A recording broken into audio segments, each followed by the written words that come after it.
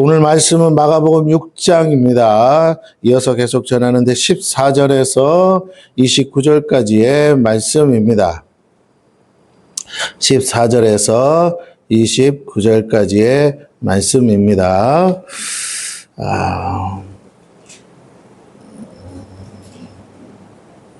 우리 다 읽지는 않고요. 29절 함께 같이 읽습니다. 시작. 요한의 제자들이 듣고 와서 시체를 가져다가 장사하니라. 자, 오늘 말씀의 제목은 역사가 바뀔 때라는 제목입니다. 역사가 바뀔 때. 6월 3일 이제 화요일이죠. 그런 선거일입니다. 아마도 여기 계신 분들 중에는 이미 사전선거에 투표하신 분들도 계실 줄 압니다. 나라와 민족의 미래를 위해 기꺼이 국민의 한 사람으로서 주권을 행사해야 합니다. 우리의 손에 이 나라의 미래와 민족의 미래가 달려있기 때문에 그렇죠. 물론 우리의 뜻대로 된다고는 말할 수 없을 것이에요. 자기가 지지하는 후보가 있을 것이고 그 사람이 되기를 바라지만 오직 대통령직은 한 자리다 보니 원한다고 해서 반드시 그렇게 되는 것은 아닐 것입니다. 자, 그렇지만 기도하며 우리는 끝까지 주님께 모든 걸 맡기고 우리에게 주어진 주권은 행사해야 됩니다. 여러분 결코 내 뜻대로 안 될 것 같아. 분위기가 영 심상치 않아. 그래서 여러분의 표를 포기하지 않기를 바랍니다. 그런 마음 때문에 더더욱 안 될 수도 있어요. 그러나 분위기는 내 뜻대로 안 되는 것 같아도 내가 끝까지 내 주권을 행사했을 때 얼마든지 역전될 수 있고 기적이 일어날 수도 있기 때문입니다. 자, 여기저기 들려오는 소식들은 우리 뉴스 다 보셔서 알겠지만 부정과 부패가 가득하고 불의한 일들이 계속 자행되며 믿을 수 없는 우리 선관위들의 행동들로 인해서 모두가 다 불안해하는 것이 사실입니다. 네 편, 내 편이 없어요. 모두 다. 사실 다른 나라 같으면 지금 당장 투표를 중단합니다. 근데 이 나라가 지금 어디까지 망가졌는지는 모르겠으나 무소불위 권력을 가진 선관위가 지 멋대로 하는데 아무도 탓하는 사람 없고 경찰도 공권력도 손을 못 대고 있어요. 여러분 당장 멈춰야 돼요. 그런데 다시 시작해도 되는데 굳이 뭐가 그렇게 급하다고. 지금까지도 오랫동안 이렇게 대통령직은 공석인데 그 하루 이틀 차이로 급하다 이렇게 선거를 일방적으로 밀어붙이는지 저는 이해가 되지 않습니다. 어쨌든 간에 본인들은 아니라고 하니까. 자, 그러나 그럼에도 불구하고 우리는 이 역사의 전환점에 서 있고 우리가 할 수 있는 최선을 다해야 합니다. 그 사람들이 어떻게 하든 간에 그건 그거고 우리는 우리 스스로 정직히 행해야 됩니다. 왜냐하면 우리 앞에 있는 역사를 우리가 외면할 수 없기 때문이겠죠. 어떤 상황이 우리에게 벌어지더라도 우리는 겸허히 받아들여야 됩니다. 저항한다고 세상이 바뀌진 않아요. 저항이 필요 없다는 게 아니라 여러분 우리가 과격한 저항을 해서 얻을 수 있는 건 없어요. 우리는 주어진 상황을 일단은 받아들여야 됩니다. 그리고 그 속에서 우리가 원하는 대로 되면 좋겠지만 반대 무리도 있잖아요. 그죠? 그럼 그들은 또 그들대로 거기서 돌파구를 찾을 것이고 또 내가 원하는 대로 안 됐어요. 그래도 나는 여기서 돌파구를 찾아야 되지 않겠습니까? 자, 그래서 그 상황에서 우리가 취할 수 있는 최선을 다하는 것이 하나님의 뜻입니다. 자, 우리가 비겁하게 피하려고 해서는 안 돼요. 그런 것은 하나님의 뜻이 아니기 때문입니다. 모든 결과를 우리는 오직 하나님께 맡겨야 합니다. 하나님이 허락하시기 때문에 가능한 일입니다. 때로는 우리의 기대와 다르고 예상에 어긋나는 상황이 벌어진다고 해서 우리는 실망해서는 결코 안 됩니다. 또한 자포자기해서도 안 돼요. 왜냐하면 역사는 우리가 원하는 대로 흘러가진 않아도 반드시 하나님의 뜻이 이루어지고 하나님의 정의와 공의가 나타나기 때문이에요. 이전에 수많은 우리의 조상들도 겪었던 역사입니다. 모든 것이 우리가 바라는 대로만 되는 건 아니잖아요. 그럼에도 조상들은 지혜를 모아서 위기를 극복했고 지금의 이 나라를 유산으로 물려주었습니다. 여러분, 때로는 국군이 위태로울 때도 있었고 적들의 위협 속에서 갈피를 못 잡을 때도 있었습니다. 그리고 우리가 잘 알듯 근세기 말에는 우리가 나라마저 잃었어요. 하나님은 이 나라를 버리지 않으셨고 다시 구원하사 우리 손에 돌려주셨습니다. 그러나 여러분, 여기서 역사의 전환점이 있었는데 우리는 분명히 알아야 돼요. 여러분, 하나님은요, 조선을 우리에게 준 적이 없어요. 이게 하나님의 축복이에요. 대한민국이라는 민주공화국을 주셨어요. 그래서 평민도, 쌍놈도, 노예도, 종도 모두 다 그렇게 어떤 사람들이 말하는 인권이 회복되어서 모두가 평등한 사회가 되었다는 거예요. 한때 조선시대 때도 평등을 외쳤던 무리들이 있습니다. 왕도 누구도 인간사회에서 하늘 아래 다 똑같다, 계급은 없다 했던, 그걸 주장하다가 죽었던 많은 사람들이 있었습니다. 그러나 사람의 힘으로 이룰 수 없었던 것을 하나님이 비록 정말 어리석은 지도자들 때문에 나라가 팔려나가고 빼앗겼지만 하나님이 다시 이 나라를 다시 되찾아 주시면서 뭐라고요? 모두를 위해서 이 나라, 정말로 이 나라를 팔아먹은 사람들은 양반이고 귀족들이었거든요. 근데 특히 여러분이 아시겠지만 역사에 누가 팔았다고요? 나라를? 왕족이 팔았습니다. 그래서 나는 성씨가 뭐 이씨고 뭐 왕족이다, 그런 사람들은 잘 생각하셔야 돼요. 나라를 팔아먹은 사람들의 후손이니까. 하나님 그래서 조선 왕조를 다시 우리에게 주신 게 아니에요. 그 조선 왕조를 꿈꾸는 나라가 있죠. 그게 누구예요? 북한의 김일성, 김정일, 김정은. 그래서 조선인민주의 공화국인 거예요. 여러분 아셔야 됩니다. 왜 조선이 붙었는지를 아셔야 돼요. 그래서 다시 한번 잘 생각하셔야 됩니다. 우리 역사를 왜곡하면 안 돼요. 하나님은 우리에게 대한민국 민주공화국을 주신 줄로 믿습니다. 그래서 각 사람 국민에게 투표라는 걸 통해 나라의 주인은 국민이다 하면서 주권을 행사하게 한 줄로 믿습니다. 자유민주주의를 만들어 주었습니다. 물론 또 한 번에 이 자유민주주의가 위협을 받아서 전쟁이 일어났지만 그럼에도 많은 나라에서 와서 도와줘서, 유엔군이 와서 도와줘서 이 나라가 아직까지는 반쪽이 되었지만 건재합니다. 원래 일제시대 때 해방되어서 나라를 되찾았을 때도 분단 국가였습니다. 그러나 전쟁이 났다가 다시 또 분단의 아픔을 가지고 있어요. 6.25 전쟁 때문에 분단된 거 아니에요. 여러분 착각하면 안 됩니다. 원래 분단 국가였는데 강대국에 의해서, 그런데 잘하면 찾을 뻔했는데 못 찾았죠. 어쨌든 하나님께서 이 나라를 다시 새롭게 하시는 과정이었어요. 왜? 우리가 역사로만 보지 말고 영적인 시각에서 봐야 돼. 왜 하나님이 일제시대 때 해방시켰는데 왜 이 땅에 전쟁을 허락하셨을까? 그거는 단순히 공산주의 세력들 이런 것도 있겠지만 그 악한 자들을 통해서 하신 일이 있다는 거예요. 그게 뭔지 아세요? 이 땅에 첫째는 조선 왕조를 없앴어요. 그래서 모든 사람들이 평등한 사회를 만들어 주셨어요. 동시에 그 다음이 중요해요. 그 다음 뭐냐? 하나님 뭐 하셨냐면 이 땅에 전쟁, 6.25 전쟁이라는 전쟁을 통해서 이 땅에 수많은 우상들을 다 없앴어요.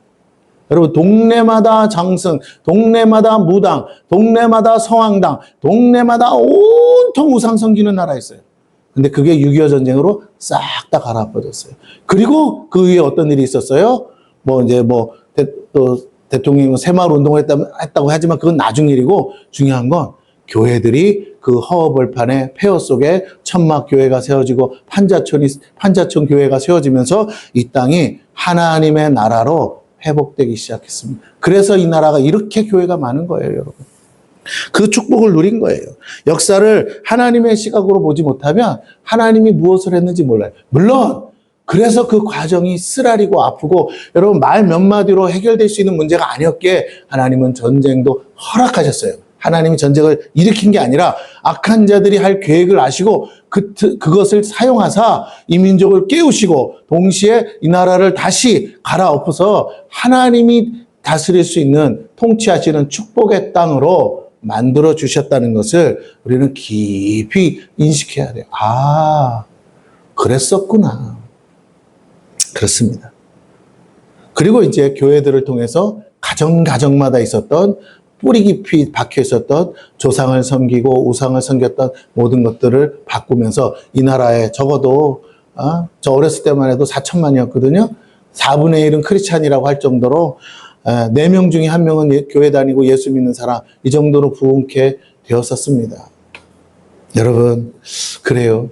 하나님이 은혜 주셨는데 어느 날부턴가 교회가 변질되고 타락하고 부패하고 그러다 보니까 위정자들도 부패하고 타락하고 세상도 온통 부패하고 타락하고 그래서 돈이 최고의 신이 되어서 지금까지 우리가 하나님을 팔고 예수를 팔면서 목회자들이고 성직자들이고 오직 돈신을 섬겼다는 거예요. 하나님이 그것을 지금 다시 한번 갈아엎기를 원하신다고 저는 생각합니다. 이제 또다시 가난의 시즌이 돌아왔어요. 여러분, 이런 위기 가운데 우리는 어떻게 해야 되는가? 좋은 지도자를 뽑을 필요가 있습니다. 그러나 좋은 지도자를 뽑고자 우리가 수없이 노력했지만 정답은 사람에게 있는 것이 아니고 하나님이 하셔야 되는 줄 믿습니다. 할렐루야. 악한 자라도 하나님이 필요하면 쓰신다는 걸 아셔야 돼요. 그래서 내 뜻대로 내가 원하는 대로 안 됐다고 여러분 실망하지 마시고 저는 개인적으로, 이건 제 생각이지만 개인적으로 한국 교회를 위해서는 그리고 우리 다음 세대를 위해서는요. 제가 원하지 않는 지도자가 돼도 괜찮아요. 왜? 그래야 정신 차리고 깨어 일어나고 밤낮으로 새벽 막 부르짖고 기도할 것 같아요. 기도원마다 막 기도원에 사람들이 차고 왜? 기도 100개는 답이 없으니까. 교회마다 막 새벽에 나와서 기도하지 않으면 안 되게끔 되지 않을까 싶습니다. 그러나 또 한편으로는 내가 원하는 사람이 된다고 해서 지금 이 나라의 경제적인 문제, 여러 가지 문제들 해결할 수 있을까? 아니요. 손도 못 써요. 지금도 미국의 그 강대국의 손 안에서 놀아나고 있는데 무슨 힘이 있습니까? 그래서 여러분에게 다시 말씀드립니다. 어떻게 해야 될까는 몰라요. 하나님이 하시면 됩니다. 그러나 하나님이 가장 좋은 길로 인도하신다고 믿고 6월 3일 이후에 어떤 결과가 오더라도 적어도 우리 교회만큼은 그저 하나님의 선하신 계획과 뜻이 있음을 믿고 거기에 맞추어서 믿음으로 인내하고 가다 보면 반드시 하나님이 전화입어 좋은 날을 주실 줄로 믿습니다. 모두에게 좋은 날이 올 거예요. 나 한 사람만을 위한 세상이 와서는 안 되는 거예요. 그렇습니다. 특별히 다음 세대를 위한 좋은 나라가 돼야 됩니다. 그것을 위해서 하나님이 때로는 어려운 일도 허락하시는 줄 여러분 아시기를 바랍니다.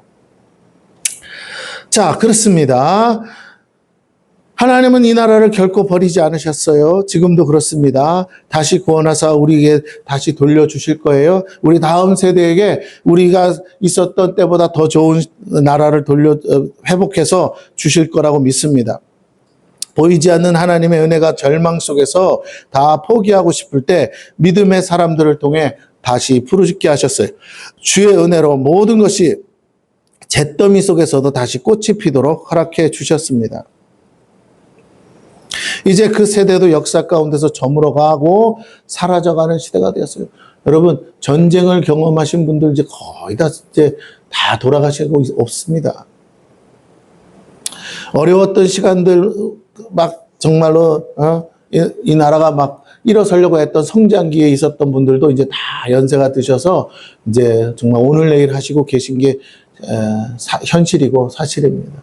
정말 어려움과 난국을 경험하지 못하고 풍요 속에 살아요. 요즘은 MZ세대, 2000년 이후의 시대의 사람들이 이제는 20살, 30살 되면서 나라에 이제 정말 기둥이 돼야 되는데 고생을 몰랐던 세대들이 이제 나라를 떠맡게 되었어요. 어찌해야 될지. 지금의 청년들은 부모를 공양도 못하잖아요. 감당도 못하고. 어떻게 해야 될까? 하나님께서 이 나라를 다시 새롭게 각성시키시고 회복시켜야 된다고 믿습니다. 그게 그냥 거저되지는 않겠죠. 반드시 대가를 지불해야 됩니다. 이전 역사를 알지 못하는 세대가 이 나라를 끌고 가기에는 조상들이 가졌던 불굴의 정신이 상실되고 풍요 속에서 온실 속에 자란 식물처럼 나약하기만 합니다. 지혜와 지식이 없는 건 아니에요. 그러나 이겨낼 힘이 없다는 거예요. 이제 다시 고난 속에서 야생의 힘과 생명력을 다시 되찾아야 합니다. 풀뿌리만 캐 먹어도 살아낼 수 있어요. 그런데 지금의 세대들은 그게 안 돼요. 네, 그래서 돈 없으면 뭐 하냐? 그러면 라면 사 먹고 햄버거 사 먹으면 되지. 이렇게 생각하는 세대들에게서 답이 없어요. 여러분은 적어도 돈 없고 뭐 없으면 산에라도 올라가면 다 여러분 캐 먹을 수 있잖아요. 다 먹는 거예요. 맞습니까? 지금 안 먹는 것 뿐이지 어렸을 땐 다 먹던 거잖아요. 그죠? 그런데 북한은 그 먹을 것조차 없는 거고, 그런데 오늘 이 친구들에게 가서 산에 가서 야 이게 다 먹는 거야 라고 너 이거 캐서 먹자 그러면 먹을까요? 아니요. 시장에서 돈 주고 사 먹으면 사 먹었지. 아니요. 다 만들어진 것만 먹어요. 그러므로 하나님이요, 다음 세대, 이 나라의 다음을 위해서, 미래를 위해서, 앞으로의 100년을 위해서는요, 저는 반드시 지금인지 아닌지는 모르지만 반드시 한번 뒤집어 엎은 때가 와야 된다고 생각해요. 필요하다면 전쟁도 있어야 될 것 같아요. 왜? 지금의 세대들 가지고는 더 나은 미래를 꿈꾸기에는 조금 너무 많은 것이 부족하지 않나 싶기도 합니다. 그렇다고 전쟁을 원하는 건 아닙니다. 전쟁이 아니고서도 얼마든지 각성될 수 있기 때문에 그래요. 근데 그게 무엇으로? 신앙으로, 믿음으로 우리 크리스찬 청년들이 선두가 되어서 일어나야만 될 줄로 믿습니다. 그래서 교회가 핍박을 받고 어려움 당하는 건 어쩔 수 없는 거예요. 예나 지금이나 똑같아요. 근데 오히려 그것이 큰 힘이 되어서 그 교회 안에 있는 청년들, 믿음을 지킨 청년들이요, 앞으로 미래의 지도자가 되고 세상을 이끌고 가고 이 나라와 민족의 장래를 책임지는 하나님의 사람들로 준비될 수 있다는 거예요. 자, 그래서 우리는 이런 기대와 소망과는 다소 다른 미래가 주어질 때도 있지만 그것이 끝이 아님을 아셨으면 좋겠습니다. 하나님은 새로운 역사를 쓰시기 위해 때로는 전혀 기대하지 않는 고난을 허락하실 때도 있다는 것을 꼭 아셨으면 좋겠어요. 여러분이 그래서 우리가 학생 때 역사책을 많이 보게 하는 거예요. 사실이니까. 그 역사책을 통해서 교훈을 얻는 거죠. 역사는 뭐 반복된다고 하는데 뭐 역사가 반복되는 건 아니지만 비슷한 사례들이 반복되고 있죠. 왜? 사람은 여전히 똑같으니까. 자, 그래야만 우리 안에 있던 불순물을 완전히 제거하고 이전부터 내려오던 잘못된 저주의 습관과 망령된 행실을 고칠 수 있기 때문에 오늘 나라와 민족은 둘째치고 여러분의 개인의 삶이 무너지고 깨어지고 부서진 것도 하나님이 여러분을 그 풀무불 가운데서 온전케 하시려고 내가 몰랐던 불순물, 내가 몰랐던 죄의 습관, 내가 몰랐던 망령된 행실을 끊게 하시려고 내 의지로 내 힘으로 내 마음으로는 못 끊어내니까 그것을 끊게 하시려고 고난을 허락하시고 여러분의 삶의 실패를 허락하시고 여러분의 삶의 수많은 난관들을 허락하셨다는 거예요. 그거 아니면 안 되었기에 사랑하는 부모가 자식에게 왜 매를 듭니까? 매가 아니면 끊지 못하기 때문에 매를 대서라도 바로잡기 위함 아니겠어요? 맞습니까? 여러분 나무가 똑바로 자라게 하려면요 어떻게 해야 돼요? 똑바른 쇠막두기에다가 나무를 칭칭 묶어서라도 그 나무가 밖으로 삐져나가지 않고 지멋대로 자라지 않게 해야 하는 거예요. 고추대도 하나 그렇게 세워야만 고추가 똑바로 자라듯이 오늘 하나님이 우리를 바로 세기 위해서 때로는 고난이라는 채찍을 뒤집어 하시고 때로는 우리의 삶을 내 마음대로 뜻대로 못하게 묶어놓기도 하신다는 것을 깨달아야 됩니다. 그래서 고난 속에서도 여러분은 어떻게 해야 돼요? 감사하셔야 돼요. 결과가 반드시 좋은 것이기 때문에 그렇습니다. 여러분의 힘으로 여러분의 능으로 여러분의 의지로는 여러분을 변화시킬 수 없기 때문이에요. 여러분이 10년 전의 모습과 내 모습이 달라졌다고 믿으세요? 삶은 달라졌지만 여러분 자신은 바뀐 게 없어요. 그러나 하나님이 여러분을 만지고 계시다면 그 고난 때문에 내가 많은 걸 깨달아서 전에 같으면 지금도 그러고 있을 못된 습관, 못된 것들이 지금은 그렇게 하지 않고 있다면 여러분은 변화된 거죠. 누가? 여러분의 의지가 아니라 하나님이 여러분을 삶 가운데 고난을 통해서 바꾸시고 변화시킨 줄로 믿습니다. 그래서 조금 사람 되어 가는 거예요. 조금 사람. 저도 카드 막 미친 빚이 많이 긁었었어요. 내일을 하나님은 책임져 주시겠지 하고. 근데 하나님은 그런 식으로 책임져 주지 않더라고요. 그래서 카드 써서 빚을 진 거잖아요. 예, 그렇습니다. 여러분, 미래를 담보로 막 써제끼면 답 없어요. 그건 내 미래라. 내 미래를 누가 장담합니까? 오늘이 끝일 수도 있는데. 근데 우리는 자꾸 미래를 담보로 신용이라는 이름으로 긁어 쓰다가 세상은 그렇게 우리를 노예 삼고 망하게 하는데 그 속임수에 넘어갔대. 진짜 부자는요, 카드 안 써요. 주머니에 있는 현금만 쓰지. 그래서 악착같이 돈을 버는 거 아니겠습니까? 근데 요즘 세대들은 뭐예요? 그 신용이라는 이름 안에 카드 때문에 자기의 인생을, 미래를 긁어 쓰다가 앞날이 보장받지 못하고 빚더미에 앉게 되고 말았어요. 그래서 영끌에서 집 사고 등등등등등. 그렇습니다. 오늘 다시 한번 우리가 주의해야 됩니다. 우리의 행실을 바꿔야 됩니다. 우리의 삶의 패턴을 바꿔야 됩니다. 알지요, 머리로는. 근데 돌아서면 다시 죄 짓는 게 우리의 본 모습이라면, 우리의 연약함이라면 하나님이 그래서 나를 사랑하시는데 아무렇지 않게 보고만 있다고요? 그건 버려진 자식이거나 사생자죠. 내 자식이라면 어떻게 하시겠어요? 두드려 패든지 어떻게든 고난 가운데 고쳐서라도 쓰려고 하실 줄로 믿습니다. 옆 사람에게 계세요. 하나님이 반드시 고쳐 쓰십니다. 시작. 네. 그러므로 맞았다고 억울해하지 마세요. 진짜 부모가 자식한테 매를 대지, 여러분, 계모는 학대는 해도 매는 안 들어요. 그죠?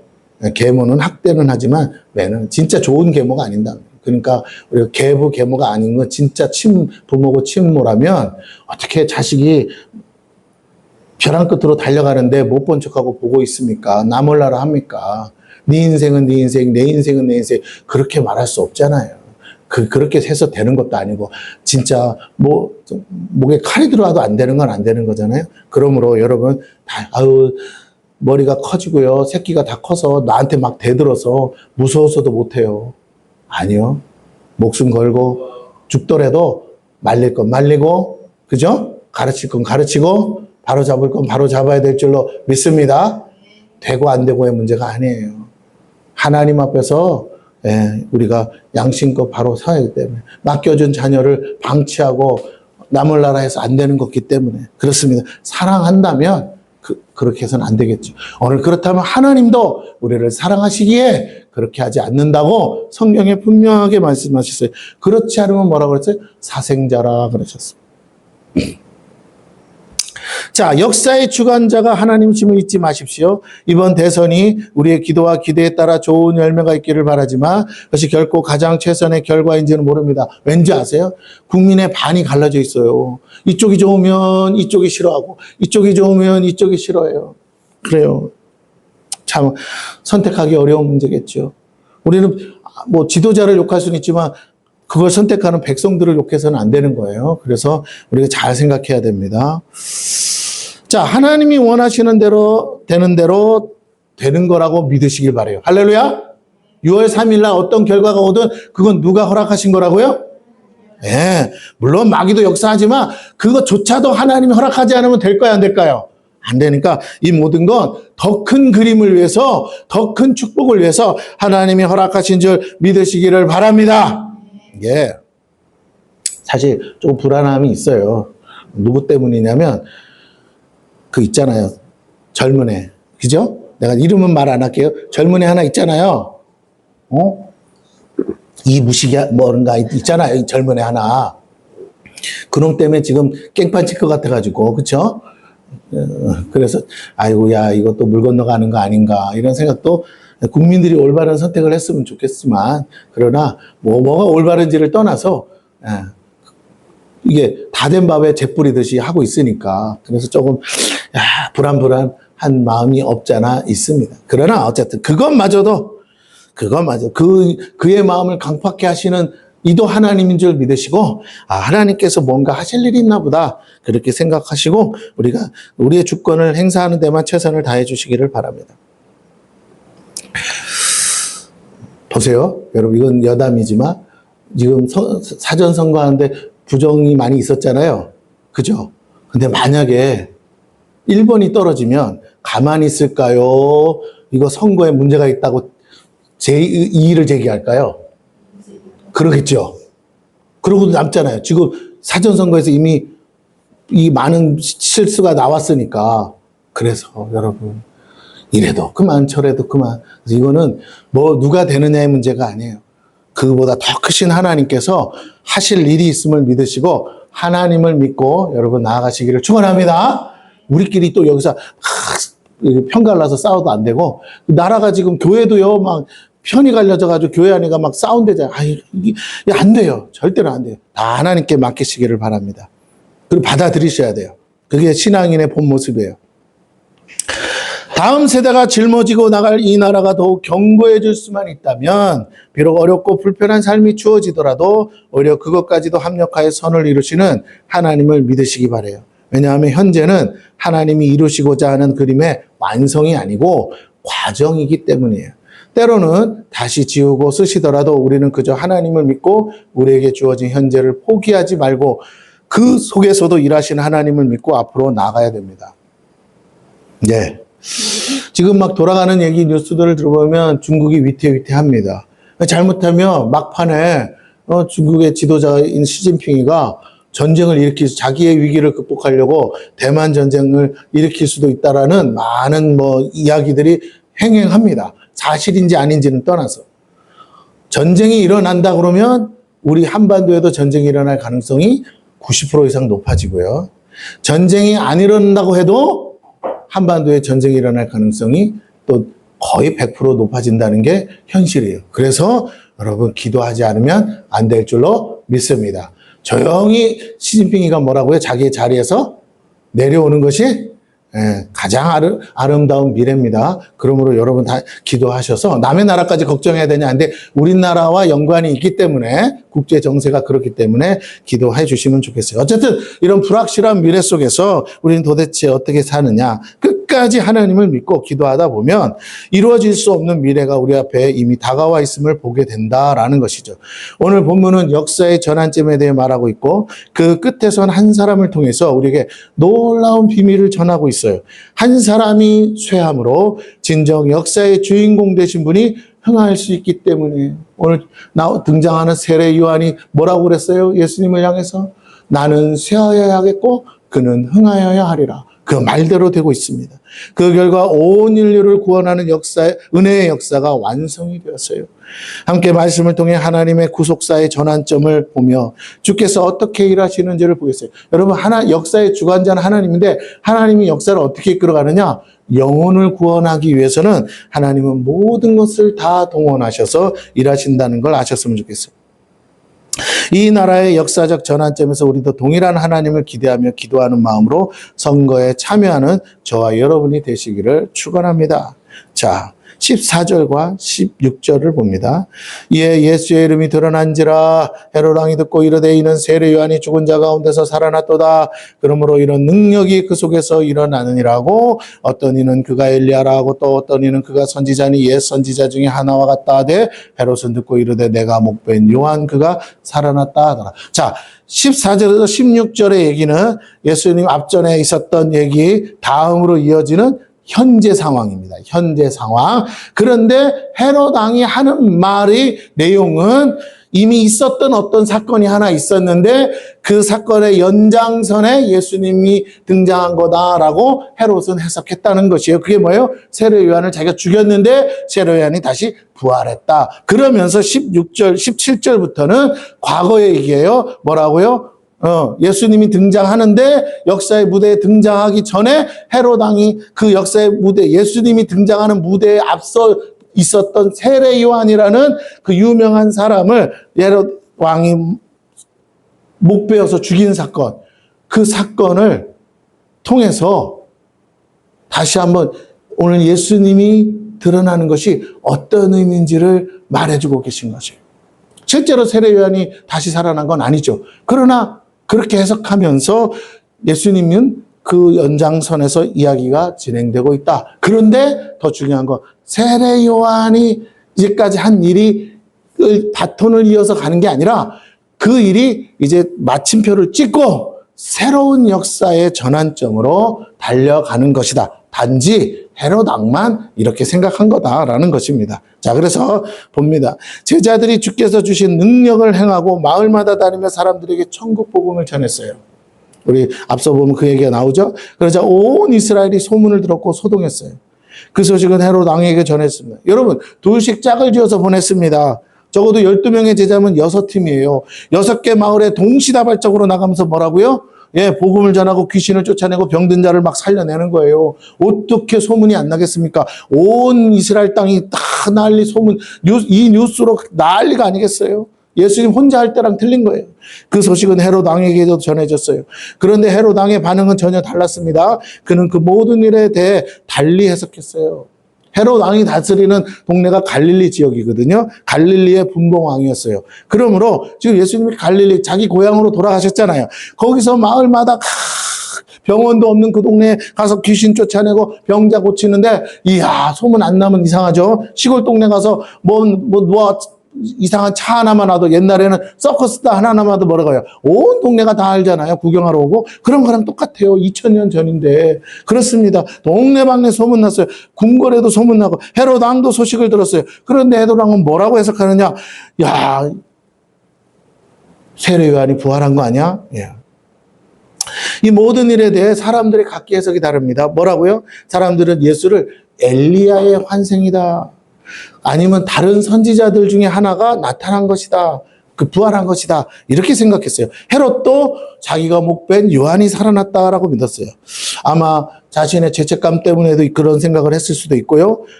왜냐하면 예수님이 전하는 복음이 세례 요한이 전한 복음과 사실 동일했잖아요. 왜? 회개하라. 천국이 가까이 왔느니라. 자, 이 메시지를 들어보니 이거 세례 요한이 하던 건데 혹시 세례 요한이 부활한 거 아니야? 라고 생각했다는 거죠. 그렇지 않고요. 어떻게 귀신이 쫓겨나고 병든 자가 낫겠느냐. 이런 기적이 어떻게 일어나겠느냐. 저 세례 요한이 부활하지 않고서야. 라고들 생각했다는 거예요. 그게 사실이어서가 아니라 그 당시 사람들은 이런 식으로 생각했다는 겁니다. 왜 그런 생각을 했을까요? 여러분 한번 가만히 곰곰이 생각해 봐야 될 것은 성경은 죽은 자가 다시 태어나는 윤회를 말하지 않습니다.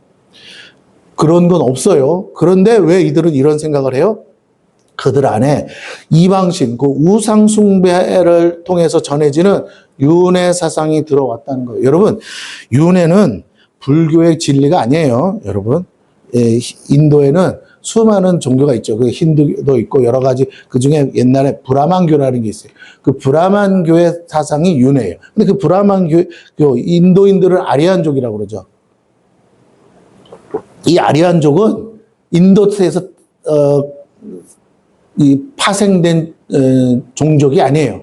이주한 종족이에요. 이주한 종족. 어디서? 그 아리안족의 조상이 누구냐? 그게 바벨론이에요, 여러분. 그게 지금의 이란이고 페르시아.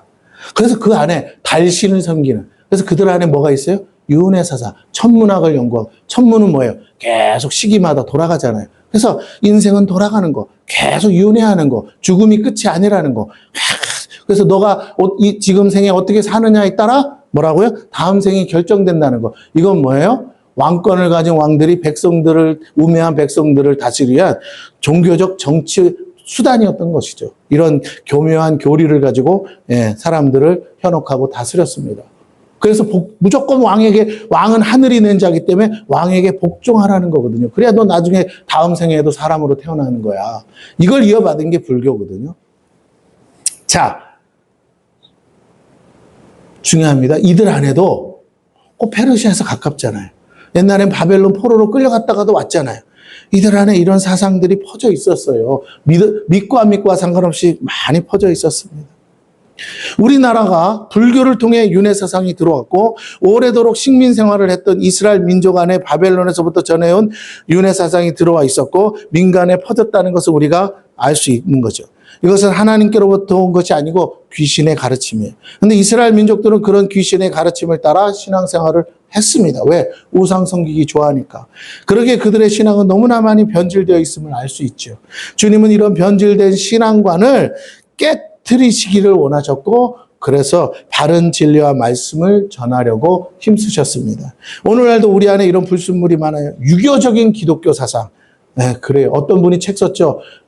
유교 사상만 아니면 나라가 선다고. 네, 유교 사상 때문에 전통을 중시하는 유교 사상. 이것 때문에 국가가 발전하지 않는 경우도 있거든요. 불교적인 기독교 사상. 이것 때문에 사람들 안에서 더 이상의 발전이 없을 수도 있거든요. 이런 걸 혼합주의라고 해요. 근데 그게 기독교 안으로 들어와 버리는 거예요. 그래서 뭐예요? 토착화,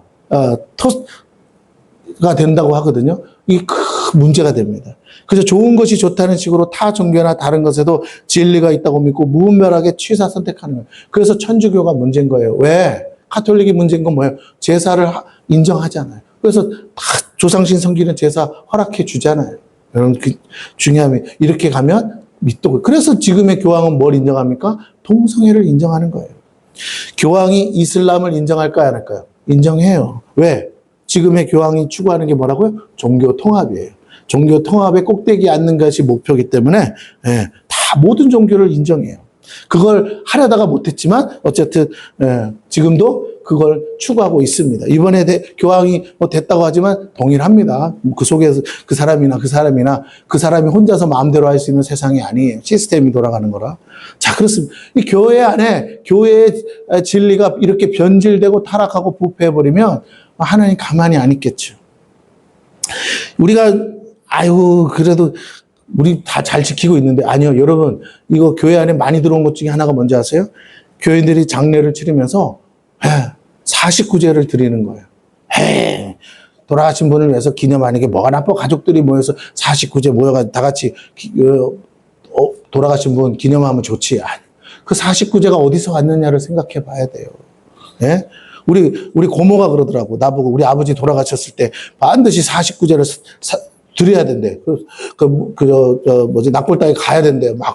왜 그러냐 그랬더니 49제를 지내야 천국을 간대요. 그때까지는 구천을 떠도는 거네. 너 안 가면 구천을 떠돈다는 거야. 그러니까 보내드리려면 어떻게? 49제를 드려야 된다는 거야. 이게 그 사람들의 신앙관이에요. 그러니까 여러분 교회가 함부로 따라해서는 안 되는 거예요. 옛날에는 어땠는지 몰라도 지금 이렇게 제가 가르쳐 드렸어요. 이상 그렇게 여러분 죽자마자 천국 가야지. 뭘 49일 동안 구천을 떠들다가 가냐고요. 그것도 자식이 뭐야? 49제 제사를 드려줘야 뭐라고? 가는 천국이라면 뭐 이렇게 힘들게 가요. 그냥 하나님 믿고 바로 가시죠. 할렐루야. 아멘.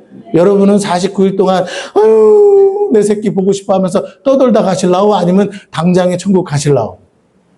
당장 천국 하나님 앞에 가시는 저와 여러분 되기를 바랍니다. 뭐 좋다고 여기 남아가지고 앉아서 떠돌고 앉아있어요. 그렇다 제사밥도 제대로 못 얻어먹으면서 그렇게 하지 않기를 만약에 그 사람들 말대로 제사라도 지내주는 효자 자식이면 좋은데 만약 깜빡하고 제사도 안 지내서 구천을 떠들면 그걸 누굴 탓할 것이요. 그러므로 여러분 그렇게 하지 마시길 바라요. 우리는 그거 안 하려고 예수 믿는 거예요. 할렐루야. 예, 옆 사람이 계세요. 얼른 갑시다. 시작. 그럼요. 여기서 왜 헤매고 돌아다니냐고요.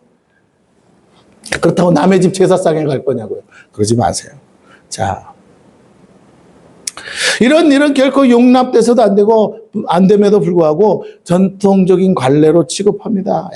뭐 그렇게까지 까다롭게 있습니다. 예, 근데 그렇게 하면 안 돼요.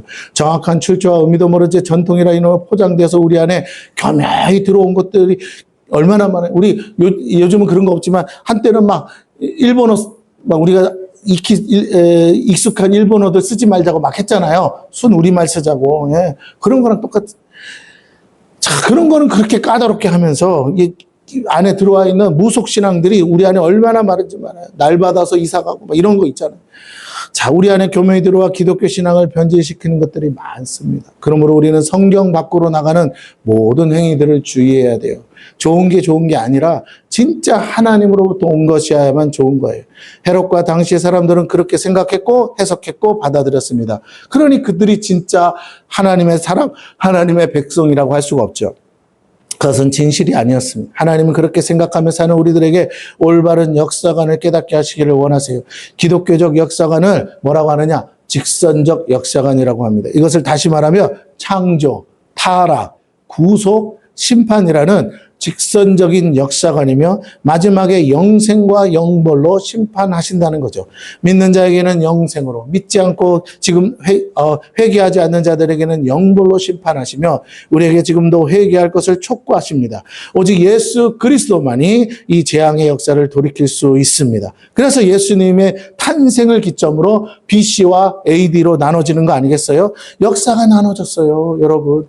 6,000년의 역사 가운데 AD와 BC로 나눠 나눠져 버렸다니까요. 이거 하나님이 하신 일이에요. 할렐루야. 예, 다시 말해 주님은 역사의 전환점이 되시는 분이에요.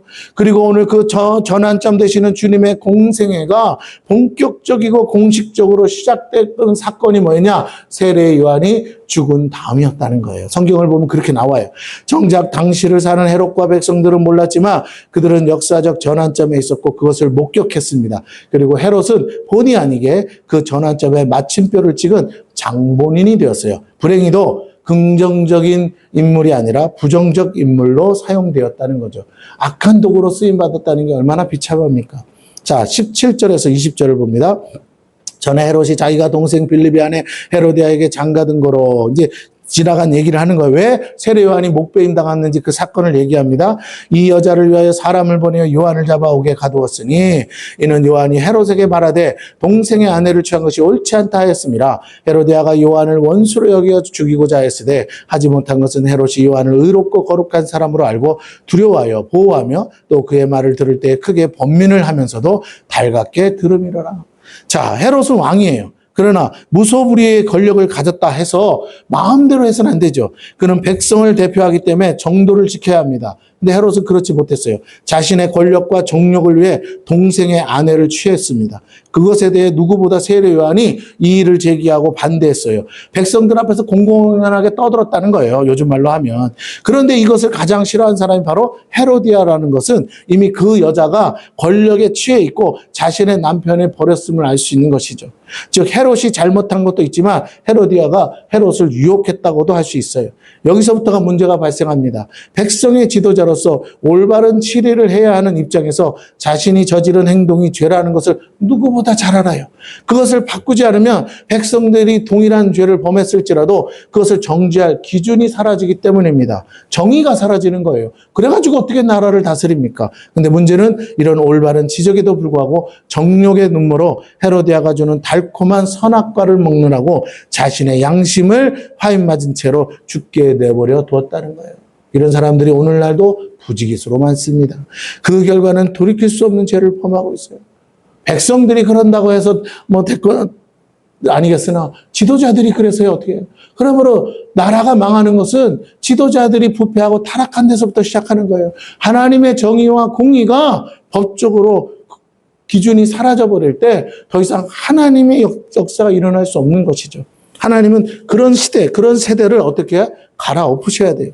그는 하나님보다 사람을 더 앞세우다가 그만 넘지 말아야 될 선을 넘어버렸다라는 것입니다. 21절에서 28절까지인데요. 좀 길지만 쭉 읽어봅니다. 마침 기회가 좋은 날이 왔으니 곧 헤롯이 자기 생일에 대신들과 천부장들과 갈릴리의 귀인들을 더불어 잔치할세 헤로디아의 딸이 친히 들어와 춤을 추어 헤롯과 그와 함께 앉은 자들을 기쁘게 앉으라. 왕이 그 소녀에게 이르되 무엇이든지 내가 원하는 것을 내게 구하라 내가 주리라 하고 또 맹세하기를 무엇이든지 내게 구하면 내 나라의 절반까지도 주리라 하거늘. 이건 말도 안 되는 거예요. 그냥 기분 좋아서 한 소리예요. 그러나 어쨌든 이렇게까지 막 얘기를 합니다. 그가 나가서 그 어머니에게 말하되 내가 무엇을 구하리까? 그 어머니가 이르되 세례 요한의 머리를 구하라 하니 그가 곧 왕에게 급히 들어가 구하여 이르되 세례 요한의 머리를 소반에 얹어 곧 내게 주기를 원하옵나이다 하니 만약 딸이 조용히 와서 했다면 아무 일 없겠으나 모두가 보는 앞에서 장담해 나라의 절반이라도 준다고 장담했기 때문에 어떻게 해요? 이거 안 지키면 신용이 떨어지는 거죠. 자, 26절 왕이 심히 근심하나 자기가 맹세한 것과 그 앉은 자들로 인하여 그를 거절할 수 없는지라 왕이 곧 시병 하나를 보내어 요한의 머리를 가져오라 명하니 그 사람이 나가오게서 요한을 목베어 그 머리를 소반에 얹어다가 소녀에게 주니 소녀가 이것을 그 어머니에게 주니라. 여러분 이게 정상적인 선물이 될 수 있습니까? 그런데 이걸 주었고 이걸 구했다는 거죠. 얼마나 악합니까? 얼마나 참 인간 같지 않습니까? 근데 지금 이런 상황이 생겼어요. 의인을 잡았어요. 의인을 죽였어요. 요한의 제자들이 듣고 와서 시체를 가져다가 장사하니라. 자, 말씀 마칩니다. 기회만 엿보던 헤로디아는 헤롯의 생일을 이용해 요한을 죽이려고 했어요. 그녀의 계략에 헤롯은 그만 무책임한 약속을 하고 말았습니다. 온 백성들이 추앙하는 세례 요한을 허무하게 죽여버렸어요. 지금까지 감옥에 가다 놓고도 안 죽이다가 감옥에 갇혀있던 요한은 하루아침에 목배임을 당하고 소반에 담겨진 신세가 되고 말았어요. 온 백성이 칭송하고 하나님께서 보내신 선지자라고 추앙하던 세례 요한이 허무하게 죽고 말았어요. 그 제자들도 기도하지 않았겠어요? 우리 요한 선생님 제발 건져주세요. 살려주세요. 구원해주세요. 그렇잖아요. 하나님 앞에 어떻게 세례 요한이 지금 죽으면 안 돼요 하면서 나라는 로마의 식민지가 되었고 나라를 이미 잃어버렸는데 어쩝니까? 그런데 여러분 일제시대 때도 나라를 뺏겼어요. 그런데 수많은 독립운동가들이 목숨 걸고 나라를 건지겠다고 하다가 다 죽었어요. 그죠? 네, 그렇습니다. 그런 상황인 거예요. 나라는 이미 로마의 식민지로 희망 없는 가운데 그나마 영적이고 정신적 지주로서 활동하던 세례 요한마저 목배임을 당했어요. 백성들은 민족의 정체성을 잃지 않고 살 수 있었는데 이 일로 인해서 그만 모든 것이 무너지고 말았어요. 하나님의 약속을 기다리며 하루하루 버틸 수 있었는데 어쩌다가 이렇게 되었는가? 자, 이제 앞날은 캄캄합니다. 누가 세례 요한을 대신할 수 있을까요? 더 이상 사람들에게 희망을 줄 인물이 보이지 않게 됐어요. 백성의 대도자가 자신의 죄와 허물을 회개하기는커녕 자신의 죄를 덮고 그것을 지적한 자를 처벌한 결과로 인해 지도력을 잃게 되고 말았습니다. 그렇다면 그가 백성을 지도할 방법은 뭐밖에 없어요? 백성이 말이나 듣겠어요? 그러니까 어떻게 해야 돼요? 오직 폭력과 공포뿐이죠. 그러니 앞으로 이스라엘의 미래는 암담합니다. 그것도 영적 지도자인 세례 요한을 죽인 이유가 자신의 딸의 소원을 들어주기 위함이었어요. 합법적인 절차나 법적 근거에 의한 처벌이 아니라는 거예요. 공의와 정의가 사라졌어요. 사적인 이유로 공권력을 행사했다는 겁니다. 그러므로 이스라엘의 법치는 땅에 떨어졌고 더 이상 누구도 법을 지킬 의무가 사라지게 됐습니다. 앞으로 무법천지가 된다고 해도 헤롯은 더 이상 공권력으로 그들을 치리할 명분을 상실했어요. 그 결과 그는 자신의 권좌에서 내려올 수밖에 없고 하나님은 그의 교만을 묵과하지 않고 여러분 사람들이 끄집어내리지 않았어요. 이게 중요한 거예요. 제가 여러분에게 전하고 싶은 건 오늘 본문에는 안 나오지만 성경에 보면 나옵니다. 하나님은 어떻게 하셨어요? 그가 교만이 하늘을 찌르자 백성들이 막 헤롯 왕의 목소리는 신의 목소리다 하면서 칭송할 때 그것을 막 기정사실을 받아요. 아 그렇지 나 같은 사람 없지 하고 막 의시되다가 하나님이 어떻게 하냐면 성경에 뭐라고 나와요? 충이 먹어서 벌레가 먹어서 죽었다라고 말해요. 정확한 병명은 모르겠으나 성경이 그렇게 말하니까 충이 먹었다는 거예요. 그냥 그걸 바르게 말할게요. 여러분 벌레가 먹었다. 이러니까 우리는 잘됐다. 그냥 그러고 끝나는 게 아니고 그 벌레가 먹어서 죽을 때까지 다시 말할게요. 뭐라고요? 따라해보세요. 뭐 할 때까지? 죽을 때까지 고통 속에 살다가 죽었어요. 하루아침에 죽은 게 아니고 뭐라고요? 벌레가 먹는 그 순간부터 숨이 끊어지는 그 순간까지 약도 못 써보고 어떤 방법도 안 되고 충이 먹어서 꼭 숨이 넘어갈 때까지 갈수록 고통스러운 거죠. 최악의 고통 속에 죽었다는 거예요. 하나님이요. 악한 자를 멸하실 때 이렇게 하세요. 그런데 여러분 성경에는 안 나오지만 예수님이 다른 곳에서 설명했기 때문에 제가 보태서 설명합니다. 예수님이 천국은 마치 이런 곳이다 하시면서 동시에 뭐라고 지옥은 마치 이런 곳이라고 하면서 뭐라고 하셨냐?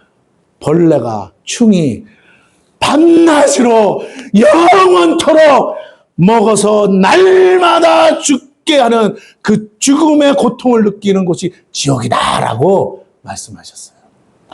헤롯은 살아서 지옥 가기 전에 충이 먹는 고통을 느꼈을 뿐만 아니라 뭐라고요? 목사님, 벌레가 먹어서 죽는 게 도대체 뭐예요? 옛날에 우리 동네에 가면 공터에서 어떤 아저씨가 와서 애들은 가라 하면서 약 팔면서 했던 게 뭐예요? 배충, 여충, 십이장충, 천충 뭐 하면서 똥구녕에서 뭘 빼내요? 그거 약 먹으면 나오잖아요. 그래서 애들 해가지고 하는 거 많이 봤거든요. 예, 나도 뭐 하나 그러면서 옆에 엿장사 아저씨가 엿주면 얻어먹고 막 그랬는데 깡통 가지고 와서 여러분 보셨죠? 보신 분만 손 들어보세요. 나 진짜 봤어요. 똥구녕에서 그거 꺼내는 거 봤어요. 안 보셨어요? 굉장히 좋은 동네 사시나요? 우리 동네는 공터가 많아가지고 허건나 그 공터 와서 사람들 모여가지고 약 팔고 그랬어요. 그거 하나만 보면 다 된대야. 자, 옛날엔 그랬는데 실제로는 안 그렇지만 어쨌든 그랬는데, 아니, 진짜로 그렇잖아요. 그거, 약으로 요즘은 금방 먹으면 녹아서 다 없어지지만, 그거 안 되면 몸을 다 파고들잖아요. 몸을 다 파먹는 거예요. 머리까지 오면 머리까지 파먹고 죽는 거거든요. 여러분, 다시 한번 말씀드립니다. 우리가 하나님 앞에서 온전해야 될 줄로 믿습니다. 근데 하나님이 하신다는 거예요. 하나님의 저주를 받았어요. 백성의 힘으로는 안 되니까. 이 권자는 오래가지 않아요. 왜? 성경이 뭐라고요? 권세는 누구로부터 오는 거라고? 헤롯이 악한 자든 말든 그 권세는 누구로부터 오는 거라고요? 하나님께로부터 오는 거예요. 하나님이 세우신 거예요. 그래서 권세 있는 자들은 뭐 해야 되냐면 자기를 세우신 분이 하나님인 줄 알고 하나님의 뜻을 이루기 위해서 하나님의 뜻대로 백성을 치료해야 될 줄로 믿습니다. 그 역할을 안 한 거예요. 그가 하나님을 믿든 못 믿든. 근데 헤롯은 하나님을 알아요, 몰라요? 이스라엘의 왕이었기 때문에 하나님을 알아요. 그런데 그는 그렇게 안 하고 뭐예요? 하나님보다 자기의 권자를 높였고 그는 로마의 개가 되어서 로마의 식민지에서 그들의 몸종이 된 거예요. 이게 중요합니다. 그래서 하나님은 그를 그 자리에서 끄집어 내리신 겁니다. 당장은 원치 않는 결과가 있더라도 우리는 인내하시고 하나님의 보이지 않는 선이 일하심을 기다려야 돼요. 그런데 그렇게 희망을 이룬 백성들에게 하나님은 진정한 길과 진리와 생명 대신 예수 그리스도를 준비하고 보여주셔서 세례 요한으로 끝난 줄 알았는데 세례 요한보다 더한 분이 나타나신 거예요. 이제 역사의 전환점에서 주의 길을 예비하던 세례 요한은 순교자의 반열에 들어가게 되었고 오히려 그로 인해 더욱 갈급한 백성들의 마음에 예수 그리스도께서 마치 죽은 세례 요한이 환생한 것과도 같이 나타나사 자신의 공생애를 시작하시면서 진정으로 세례 요한이 하던 일을 완성하셨습니다. 세례 요한은 결코 할 수 없었던 영원한 구속, 곧 죄사함의 은혜를 십자가에서 완성할 수 있었다는 것이죠. 때로는 세례 요한의 죽음이 비참할지 모르지만 그것은 예수 그리스도의 등장을 위해선 불가분 어쩔 수 없는 선택이었고 또한 세례 요한의 사명이었어요. 세례 요한과 예수님이 아름답게 함께 공존하며 사역할 수 있는 문제가 아니냐고 물을 수도 있겠습니다. 그러나 그렇지 않아요. 세례 요한이 해야 할 역할이 있고 그가 죽었다 깨나도 할 수 없는 일이 있었기 때문에 그래요. 또 그의 제자들이 있어요. 그래서 세례 요한의 제자들과 예수님의 제자들이 다투기도 했잖아요. 그렇게 가서는 안 돼요. 한쪽은 패하고 한쪽이 다시 일어나야 됩니다. 그래서 하나님은 역사의 무대에 등장시키기도 했다가 역사의 무대에서 빼내기도 하시는 거예요. 자, 세례 요한이 죽어서 흘린 피가 혹 아무리 거룩하다 한들 그 피로는 우리의 모든 죄를 사할 수 없습니다. 왜냐하면 여전히 그도 죄인이기 때문이에요. 그러나 죄 없으신 주님만이 그 피값으로 우리를 영원히 죄에서 구속하시고 자유케 하시고 영원한 생명을 주실 수 있기 때문에 그 역사의 전환점에서 하나님은 세례 요한을 폐하시고 예수님을 다시 그 무대에 올리신 줄 믿습니다. 그러므로 우리가 설 때도 있지만 우리가 빠질 때도 있다는 걸 아시고 자기의 위치를 잘 아셔야겠습니다. 오늘 우리는 또 한 번의 대한민국의 역사의 전환점에 서 있어요. 이제 우리의 선택에 따라 역사가 갈려질 수도 있습니다. 수많은 지도자가 일어났다가 내려가고 일어났다가 5년밖에 안 되는 대통령직입니다. 거기서 무슨 세상을 바꿀 만한 일은 별로 잘 일어나지도 않습니다. 그때는 대단한 것처럼 보였지만 시간이 지나고 보면 별것도 아닌 것들이 많았습니다. 여러분, 이거에 여러분이 현혹되지 않기를 바랍니다. 어떤 지도자냐가 아니라 이 나라에 하나님이 우리와 함께 하시느냐가 중요한 줄로 믿습니다. 그런데 하나님이 함께 하신다고 믿는다면 오늘 저와 여러분은 그 하나님과 함께 이 나라와 민족을 위해 기도해야 될 줄로 믿습니다. 왜요? 하나님은 성도의 기도를 통해서 일하시기 때문에요. 세상 사람들이 아무리 떠들어도 소용없어요. 세상 사람들이 아무리 좋은 공약을 가지고 와서 이렇게 나라를 바꾸겠다고 해도 소용없어요. 지금 중요한 것은요, 하나님의 사람들의 기도가 어디에 있느냐에 달려있는 줄로 믿습니다. 수많은 정치 지도자들이요, 지금 부산에 가덕도에 신공항한다고 난리였잖아요. 근데 그거 아세요? 공식적으로 신공항 건설 무산된 거? 현대건설에서 안 한대요. 왜? 돈 너무 많이 들고 사람 막 죽어나가고, 근데 거기서 사람 하나 죽으면 중대재해법에 따라가지고 아니 사장님까지 잡혀가는 상황에 뭐하러 그런 무모한 짓을 해. 그런데 거기가 위험한 곳이거든. 바다를 메꿔서 공항을 만들어야 되니까 안 하겠다고 손 뗀 거예요. 이놈 저놈 다 정치적으로 했지만 결과적으로 뭐예요? 아무에게도 유익하지가 않은 거예요. 예, 그냥 김해 공항이나 늘리면 될 걸. 그잖아요? 논밭 좀 깎아가지고 하면 되는 거예요. 괜히 공항 더 만들겠다. 그 속에 돈이 오고 가니까 야바이꾼처럼 야바이짓 하다가 결국은 나라가 망조가 들고 여기저기 깎고 트고 막 해기만 했지 제대로 된 게 하나도 없습니다. 예. 차라리 홍수가 와서 태풍이 와서 다 쓸어갔으면 좋겠다 싶을 정도예요. 오늘 제대로 된 지도자들이 세워지는 것도 중요하지만 하나님이 이 나라를 위해서 일하시지 않으면 우리의 미래가 보장될 수 없음을 믿으시기를 바랍니다. 우리의 다음 세대는 갈수록 더 힘들어진다고 하잖아요.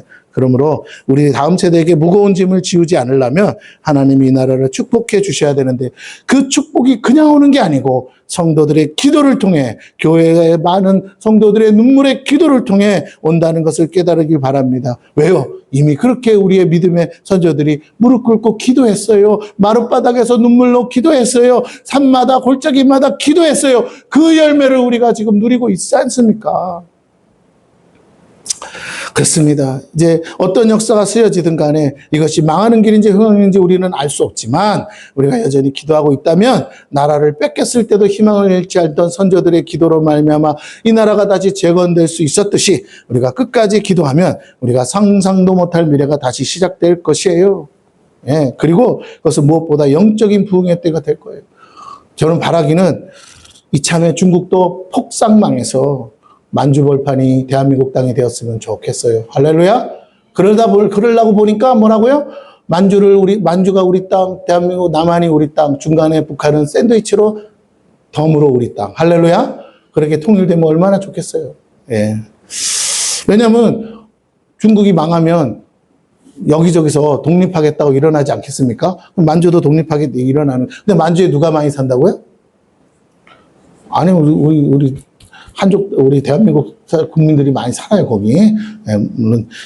그런데 그거 아시죠? 우리 재동포법에 의해서 조선족도 우리나라 사람으로 취급해 주잖아요. 그래서 만주에 사는 고려인이든 소련에 사는 고려인이든 나중에 독립하면 누구로 치워준다고요? 대한민국 국민으로 취급해 줘요. 몰랐어요?